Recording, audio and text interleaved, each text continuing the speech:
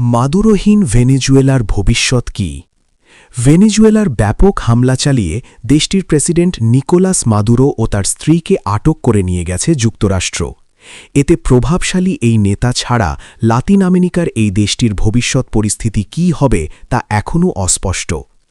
আল জাজিরার প্রতিবেদনে বলা হয়, মাদুরোর আস্থাভাজন সেনাবাহিনী কোনো আলোচনা ছাড়া ক্ষমতা ছাড়ার সম্ভাবনা একবারেই নেই বলেই চলে।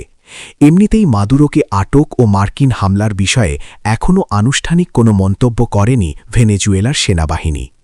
অন্যদিকে মাদুরোর জায়গায় ক্ষমতায় বসতে চান বিরোধী দলীয় নেত্রী মারিয়া করিনা মাছাদো।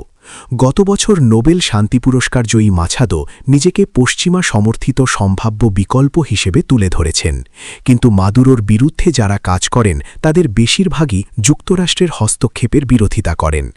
এছাড়া নিকোলাস মাদুরো নেতৃত্বাধীন তার রাজনৈতিক দল সাভেসিমো মুভমেন্টও ভেনেজুয়েলায় এখনও বেশ জনপ্রিয়।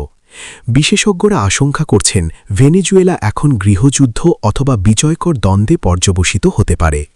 ভেনেজুয়েলার সাংবাদিক সিসিডি ফ্ল্যাভিস বলেন, মাদুরোকে অপসারণের পর ভেনেজুয়েলার পুনর্গঠন এবং মানুষের মানসিকতা সহ সবকিছু পরিবর্তন করতে কয়েক দশক না হলেও বছরের পর বছর সময় লাগবে, কারণ আমরা গত ২৭ বছর ধরে এই শাসন ব্যবস্থার অধীনে আছি। তিনি আরও বলেন, ধরুন মাছাদো আগামীকাল প্রেসিডেন্ট হবেন, এর অর্থ এই নয় যে পরিস্থিতি এখনই বদলে যাবে।